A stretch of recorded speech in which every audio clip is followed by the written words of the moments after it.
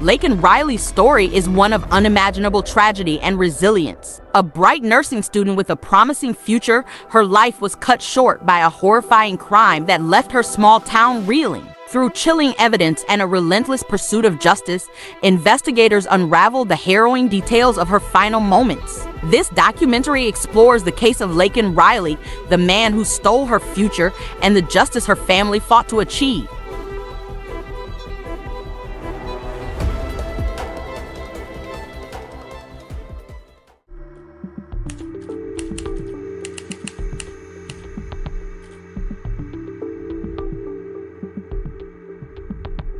Laken Riley, a 22-year-old nursing student in Dalton, Georgia, was full of life and had dreams of making a difference in healthcare.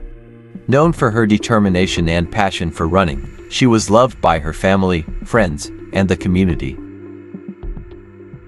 On the morning of August 12, 2023, Laken set out on her usual jogging route, a habit she'd kept for years. The familiar path through her quiet neighborhood was supposed to be a safe space for reflection and exercise. When she didn't return home later that morning, her family grew worried. Calls to her phone went unanswered, and panic began to set in. By the afternoon, they reported her missing to the local police department. Search efforts were launched almost immediately. Volunteers, family members, and law enforcement scoured the area. Laken's disappearance was out of character, and the close-knit community was determined to find her. Surveillance footage obtained from a gas station near her jogging route revealed a chilling clue. A dark sedan was seen driving slowly behind Laken moments before she vanished. This detail raised alarms among investigators. As the hours stretched into days, the Riley family made public pleas for Laken's safe return. Vigils were held, and social media campaigns spread her story far beyond the borders of Dalton, reaching statewide news. On August 15, 2023, 3 days after her disappearance, a heartbreaking discovery was made. Laken's body was found in a wooded area near a rural road, miles away from her usual jogging path. She had been abducted and killed. The autopsy confirmed the worst fears. Laken had suffered trauma, leading investigators to classify her death as a homicide. The town, once known for its peace, was now the epicenter of a horrifying crime. This tragedy left Dalton in shock and mourning. Laken's family, struggling to cope with the loss, demanded justice. Her bright future had been stolen, but they vowed to see her memory honored. As the investigation intensified, a new name came into focus: Jose Ibarra. The man behind the wheel of the dark sedan was now the prime suspect in this heinous crime. Jose Ibarra, a 31-year-old with a criminal history, quickly became the focus of the investigation. Known for past charges of harassment and assault, he was a familiar face to law enforcement in the area. Surveillance footage played a critical role in building the case against Ibarra. Investigators tracked his movements on August 12, connecting his car to the area where Laken was last seen. A license plate hit confirmed the sedan belonged to him. Detectives executed a search warrant on Ibarra's residence on August 18, 2023. Inside, they found damning evidence, including items believed to belong to Laken, further tying him to the crime. Forensic experts examined the wooded area where Laken's body was found. Tire tracks matching Ibarra's vehicle were discovered, and DNA evidence provided a direct link between him and the victim. Under mounting pressure, Ibarra was arrested on August 19, 2023. He was charged with kidnapping and murder, marking the start of what would become a grueling legal battle. The motive for the crime remained unclear, but investigators pieced together a disturbing picture. Ibarra had reportedly followed Laken for days, watching her jogging routine and planning his attack. Witnesses came forward, claiming they'd seen the dark sedan near Laken's jogging path on multiple occasions in the week leading up to her abduction. These accounts painted Ibarra as a predator. The community's anger was palpable. Protests demanding swift justice for Laken erupted outside the courthouse as the case gained national attention.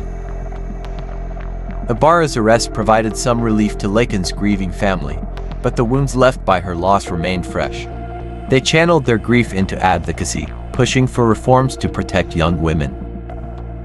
As pretrial proceedings began in September 2023, the prosecution built a strong case. They relied on forensic evidence, witness testimony, and Ibarra's digital footprint, including chilling internet searches.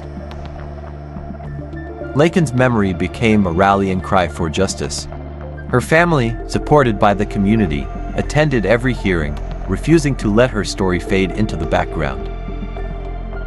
The trial of Jose Ibarra began in February 2024, drawing widespread media attention. Prosecutors described him as a calculated killer who preyed on a vulnerable young woman.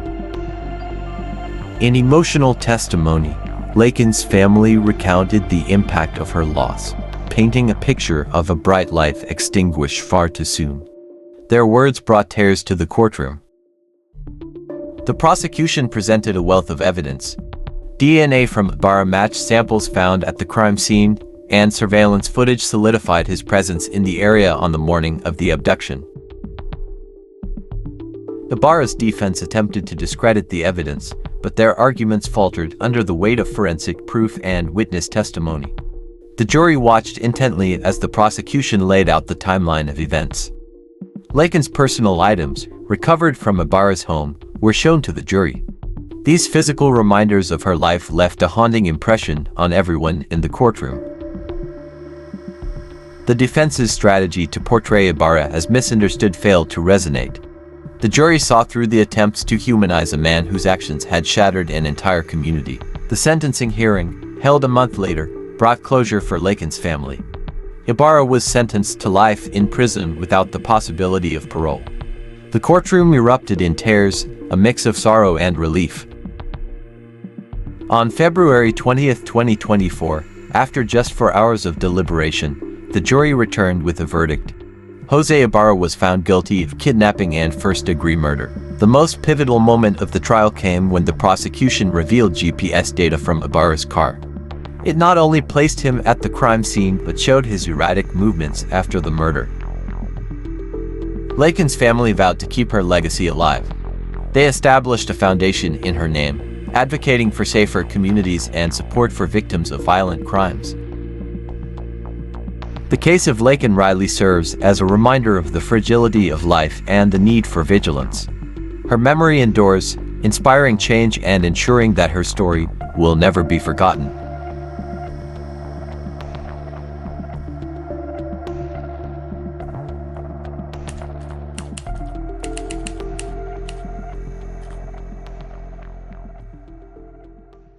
Okay, so today we're going to do a deep dive into a pretty tough case. Yeah. The tragic case of Laken Riley. You remember her. I do. She was 22, nursing student. Yeah, Dalton, Georgia. Full of life. Mm-hmm. Loved running. Yeah. And, dreamed of helping others. Mm-hmm. But then one morning jog, It turned fatal. Yeah, sad story. It is. It's become, sadly, like all too familiar, Right. Young life cut short, family devastated, and a whole community's left grappling with like the how and the why. Exactly. It's that sense of security that we associate with the routine, with those familiar places. Yeah. It's profoundly shaken in cases like this. Right. And, it becomes even more disturbing when that routine is so inherently healthy and positive, like her dedication to running. Exactly. Yeah. Like jarring, right? It just breaks the expected. Yeah. Like instantly set off those alarm bells, for her family. Oh, of course. When she didn't come back. Right. Unanswered calls. Yeah. And just that mounting panic. It's just awful. I can only imagine the nightmare they were facing. Absolutely. And the community response, too. I mean, that speaks volumes. This wasn't just a missing person report. Right. It was like an all-hands-on-deck mobilization. Yeah. Volunteers, family, law enforcement, everyone just coming together. Yeah. I mean, that underscores how out of character this was for Laken. Right. It wasn't someone who just wandered off. Right. There was this collective sense that something was really wrong. Yeah, you get that feeling. And then, you got that first chilling clue, the surveillance footage right. for the gas station. Yeah. near her rib. Near her route, yeah. And they see a dark sedan slowly trailing her Right. just moments before she vanishes. Chilling. It's just like, it sends shivers down your spine. You instantly know this isn't a simple, disappearance. Right.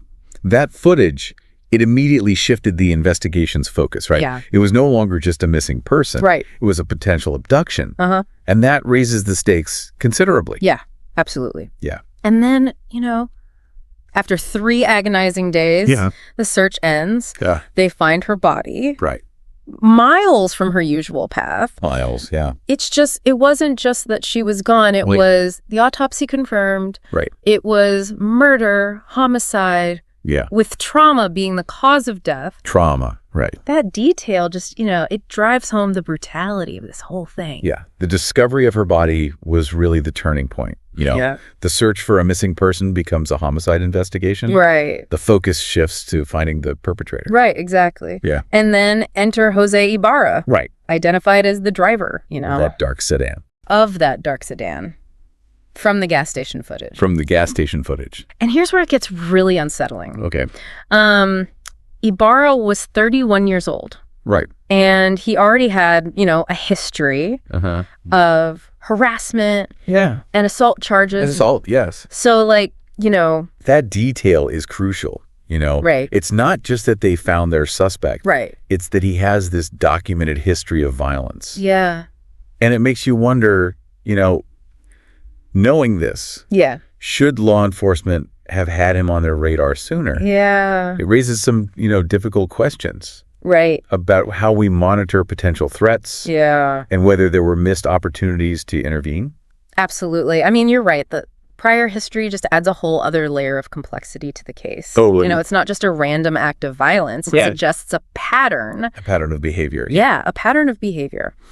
But let's get back to how investigators built their case, though. Okay. Against him? It sounds like they were incredibly thorough. They were. Yeah, they meticulously tracked his movements on August 12th. Okay. Using surveillance footage. Yeah. And they were able to place his car near where Laken was last seen. Okay. And then, they got a license plate hit. Oh, wow. Confirming the car was his. No room for doubt there. No, not at all. So they've got their suspect. They've got him on camera. They've got his car. But what really solidified the link, though, to the crime was the search of his residence. Right. On August 18th. On August 18th. Yeah. This is where the physical evidence is just, it's incredibly damning. Yeah. During that search, they found items that belonged to Laken. Right. And not just random things that directly connected him to the victim. Wow. And it doesn't stop there, right? Yeah. You've got the forensic evidence found where her body was discovered. Right. Tire tracks. Tire tracks. Matching his car. Matching his car. And then DNA evidence. Right. Directly linking him to Laken. The DNA evidence in this case was particularly impactful. Yeah. It wasn't just a match. Right. It placed Ibarra at the scene when he claimed he had never even met Laken. Wow. Yeah. Completely dismantling his alibi. It's like, the pieces of a puzzle are falling into place. And each one's painting a more and more incriminating picture. Precisely. And at this point, the evidence is overwhelming. Yeah, it really is. Yeah. And it led to his arrest, right? Yeah. On August 19th? August 19th, yeah. On charges of kidnapping and murder. Right. And this is just the beginning of a very demanding legal process. Right. But the amount of evidence gathered against Ibarra at this stage was already incredibly substantial. It was. Yeah, it was. Yet, even with all of that, the article we've got says the motive behind the crime remained unclear. Unclear, But they did unearth some very disturbing details. Yes. The lack of a clear motive is always unsettling. Yeah. But the investigation did reveal some deeply troubling information. Right. There were reports that Ibarra had been following Laken. Really? For days. Oh, wow. Observing her jogging routine. Jeez. Yeah. This suggests a level of premeditation that is truly terrifying. Yeah. Yeah. And that's not all, right? Yeah. Witnesses came forward. Yeah. Stating they had seen, the dark sedan Right, the sedan. near her usual route Right. in the days leading up to her abduction. Yeah. It wasn't just a random encounter. No. This appears to have been, a planned attack. Right. A targeted stalking. Wow. Yeah. Those witness accounts are incredibly chilling. They are. And, if we connect this to the broader context, yeah, it really highlights the vulnerability that women face. Yeah. Particularly young women who are often alone. Yeah. In public spaces. Exactly. Yeah, it's a stark reminder that even the most familiar, seemingly safe routines can be disrupted by someone with sinister intent. Someone with sinister intent. And Laken's community. Yeah. They were outraged. Absolutely. The public outcry. Yeah. The protests demanding justice. Yeah. It reflects that collective grief and anger. Right. But also a demand for accountability. Yeah. And the case even garnered national attention. Wow. Putting pressure on the authorities. Right. To ensure that justice was served. Yeah, absolutely. And that brings us to the trial. Okay. Which began in February of 2024. Right. Amidst a storm of media coverage. It's a case that captured the public's imagination. Yeah. And for good reason. Yeah. A young woman. Yeah. Seemingly targeted. The details were disturbing. Yeah. And the evidence was mounting. Yeah. I mean, the prosecution was set on portraying Ibarra as a calculated killer. Right. Who deliberately preyed on Laken. Right. Yeah. But what must have been truly impactful were the testimonies. Right. From her family. Those testimonies must have been incredibly powerful. Yeah. I mean, they humanized the case. Right. Reminding everyone in the courtroom that this wasn't just about legal proceedings. It was about a real person. Right. A beloved daughter. Yeah. A life stolen. Yeah.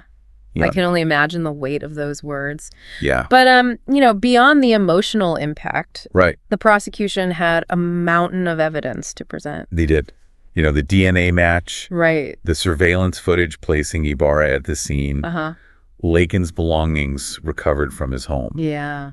They methodically constructed a very strong case. And I'm guessing the GPS data from his car was like the linchpin. You say linchpin, and I'm immediately intrigued. Yes, that GPS data was incredibly damning. Yeah. But was it the ultimate deciding factor? Right. Or was the jury already swayed by the emotional weight of the family's testimony? Yeah. It raises a fascinating question about the role of human bias. Right. Even when presented with what we consider, irrefutable evidence. Yeah, absolutely. Yeah, it makes you think, right? It does. Even with hard evidence, like how much do our human instincts and emotions influence our perception of guilt or innocence? It's a complex question. It is. And I think it speaks to the larger themes at play in this case. Absolutely. We tend to think of evidence as objective. Right. But, the way it's presented. Yeah. The narrative that's kind of woven around it. Yeah. All of that can have a profound impact. Right. On how it's received, how it's interpreted. Yeah. And in a case, as emotionally charged as this one, the line between logic and emotion, it can get blurred. Absolutely. But let's not lose sight of the fact that the defense still had to make their case. Right.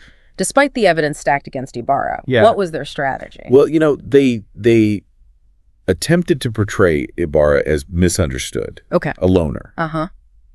With social difficulties, but not a violent criminal. Right. And, they tried to cast doubt on the prosecution's timeline. Right. Suggesting, the possibility of alternative explanations for the evidence. Okay. But in the face of such strong evidence, I mean. Right. The DNA, the GPS data. Right. Did those arguments really hold any weight? Well, that's the challenge for any defense attorney in a case like this. It's not about proving innocence. Right. It's about creating reasonable doubt. Right. And when the prosecution has, so meticulously constructed a narrative backed by, forensic evidence. Yeah. It becomes incredibly difficult to dismantle that narrative. Yeah, it does. And in this case, it seems the jury wasn't swayed. Right. They deliberated for only 4 hours. Wow. Which seems like remarkably short considering, the gravity of the charges before delivering the guilty verdict on both kidnapping and first-degree murder. Yeah. February 20th, 2024. A day that I imagine brought like a very complex Yeah. mix of emotions Right. for her family. And it's a bittersweet victory, isn't it? Yeah. A validation Yeah. of their pursuit of justice, Right. but, forever intertwined Yeah. with that immense grief of losing her. Yeah. No verdict can truly heal that wound. No, you're so right. And then a month later came the sentencing. Right. Life in prison without the possibility of parole. Yeah. For Jose Ibarra. It must have been like a really heavy moment in the courtroom. It is. It's a moment of closure, in a sense. Yeah. But one that's always overshadowed by the knowledge that, Right. a life was taken. Yeah. A future was stolen. Yeah. Reading about these events, it's hard not to feel overwhelmed by the sheer tragedy of it all. Yeah. But, there's another aspect of this story that I find deeply inspiring. Okay. Laken's family didn't let her memory fade away. Right. They channeled their grief into something truly remarkable. Yeah. They started the Laken Riley Foundation. That's what I find so powerful about this story. Yeah. They didn't just seek justice. Right. They took action to prevent similar tragedies from happening to others. Yeah. The Laken Riley Foundation. Yeah. It's a testament to their strength. Yeah. Their resilience. Yeah. And their determination to create a positive legacy in Laken's name. Yeah. They're advocating for safer communities. Right. Supporting other victims of violent crime. It's a reminder that even in the face of, unthinkable loss, there can be hope. There can be positive change. It's a powerful reminder that, our actions, even in the face of grief, can ripple outwards and have a lasting impact. This deep dive has been incredibly heavy. It has. But it's also been incredibly illuminating. We've delved into the details of the crime, evidence, the trial. Yeah. But, what truly stands out is the human impact, the ripple effect of this tragedy. It's crucial to remember that, behind every headline, every case file, there are real people whose lives are just irrevocably changed. Yeah. And, it really underscores the responsibility we all share. Yeah. In creating safer communities, advocating for justice, and supporting those affected by violence. Speaking of creating safer communities, what struck me, while reading about this case was like the role technology played. Oh, interesting. Surveillance footage was key, in identifying Ibarra. Yeah, and the GPS data from his car was like a crucial piece of evidence. Right. Makes you wonder, could this case have been solved as effectively without these technological tools? That's a great point. Yeah. Technology is undoubtedly a powerful tool for law enforcement, providing evidence that might otherwise be impossible to obtain. Right. But, it also raises important questions about privacy, surveillance, and the ethical implications of using such tools. It's a double-edged sword, isn't it? It is. We want to use technology to solve crimes. Yeah. To keep our communities safe. Right. But, we also need to be mindful of the potential downsides. Absolutely. And it's not just about the technology itself. It's about how it's used. The policies, the safeguards that are in place. Right. And the ongoing conversation. Right. About the balance between security and privacy. Absolutely. We can't ignore the role of media coverage either. Right. I mean, this case garnered national attention. It did. How do you think that impacted the proceedings? Well, media attention in cases like this can be a very complex factor. Right. On the one hand, it can shine a light on important issues. Right. Increase public awareness. Put pressure on authorities to, ensure a thorough investigation and a fair trial. Right. So bringing attention to these issues can be a catalyst for positive change. It can. But there's a potential downside, isn't there? There is, the potential for sensationalism. Yeah. For bias, for influencing potential jurors before they even step into the courtroom. Wow. I mean, these are all valid concerns. Yeah. It's a reminder that we need to consume media coverage. Yeah. Critically. Yeah. Questioning the narratives that are presented. Yeah. And, remembering that everyone involved deserves a fair, impartial legal process. So after going through all of this, like, where do we go from here? What are the key takeaways from this deep dive? I think, one of the most important takeaways is the power of community. Yeah. The way Laken's community, rallied around her family. Yeah. The volunteers who searched tirelessly. The outpouring of support. Yeah. It's a reminder that, we're not alone in these tragedies. You're right. And it's not just about support. It's about accountability. Yeah. Speaking up when we see something wrong, challenging, harmful attitudes and behaviors. Yeah. Creating environments where victims feel safe to come forward. These are all essential parts of building a safer and more just society. Yeah, it really does. It all comes back to that sense of shared responsibility. It does. We tend to think of these cases as isolated incidents. Right. But they're, often symptoms of larger societal issues that need to be addressed. And this case, in particular, it raises some really hard questions about, how we as a society protect women. Right. And create environments where they feel safe. It's easy to feel overwhelmed by the scale of the problem. Yeah. What can one person really do to make a difference? It can all feel so daunting. I understand that feeling, but I think it's crucial to remember that, change often begins at the grassroots level. Right. Individual actions. All right. When they're combined with, collective effort. Yeah. They can create this ripple effect. So, what are some tangible steps our listeners can take? Great. What can we do in our own communities to prevent tragedies like this? Well, for starters, we can educate ourselves about the warning signs of, predatory behavior and violence. Right. There are tons of resources available online through local organizations that can help us understand the patterns and the red flags. Yeah, that's a great point. Knowledge is power. Right. By being informed, we can better identify those potential threats. Right. And take appropriate action. Exactly. What else can we do? Well, we can also support organizations that are working to prevent violence against women. Okay. And promote safety in our communities. Yeah. Whether it's, volunteering our time, donating to a cause, or simply, spreading awareness. Yeah. Every little bit helps. And I think it's also essential to foster that culture of support and accountability. Right. We need to be willing to speak up when we see something wrong. Absolutely. To challenge those harmful attitudes and behaviors and create environments where victims feel safe to come forward. Yes, absolutely. By creating a culture of, respect and empathy, we can help break the cycle of violence and build safer communities for everyone. This deep dive has been incredibly informative. It has. But it's also been deeply affecting. Yeah. It's easy to get caught up in the details of the case.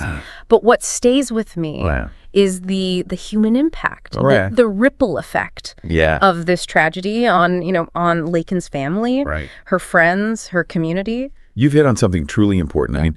Behind every headline, every statistic are real people whose lives are forever altered by these events. Yeah. And, it underscores the importance of our collective responsibility to work toward a world where such tragedies are less likely to occur. As we wrap up this difficult but crucial deep dive, I want to leave our listeners with this thought. Okay. What can you do in your own life to make a difference? Whether it's, educating yourself, supporting a worthy cause, speaking up against injustice, or simply being more aware of your surroundings. Every action, no matter how small, it can contribute to a safer and more just world. Remember, hope is not a passive emotion. Right. It's a call to action. Yeah. So let's channel our grief, our anger, our empathy into positive change. Yeah. Ensuring that Laken's memory lives on in a way that makes a real difference. Thank you for joining us on this journey. It was my pleasure. Until next time, stay curious, stay informed, absolutely. and stay engaged.